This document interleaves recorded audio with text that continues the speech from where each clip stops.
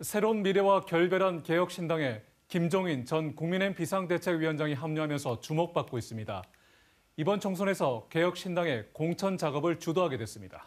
공천 작업을 본격적으로 시작한 가운데 대구 경북 현역 의원을 얼마나 영입할 수 있을지 이준석 대표의 대구 출마 여부에도 관심이 쏠리고 있습니다. 김은혜 기자입니다.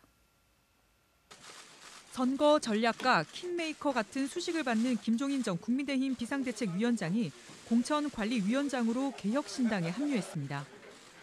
김종인 위원장은 극단적인 분열만 있는 국내 정치 개혁에 새로운 세력이 필요하다면서 대통령 중심 권력구조 개편과 복지 사각지대 해소 등을 내세우며 최소 20석 이상을 목표로 했습니다.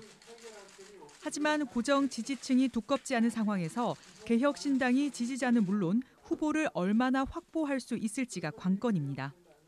다시 보수 행보를 보일 수도 있겠지만 중도층 확보에는 걸림돌이 될 수 있기 때문입니다. 수도권에 이어 영남권 공략이 주요 전략이지만 국민의힘이 공천을 보류한 대구 경북 지역구 공천 확정은 오는 29일 또는 이후로 늦춰지고 있어 컷오프 현역 의원 영입도 쉽지 않습니다. 공천에서 밀리는 의원이 나올 것이고 또 이들을 또 개혁신당으로 유입시켜야 되기 때문에 개혁신당은 지지도가 상당 수준으로 올라가 있어야 되고 또 다른 한편에서는 또 다소 보수적인 성향도 유지해야 될 필요도 있고 그래서 아주 쉽지 않은 상황에 있다라고 볼 수 있겠습니다.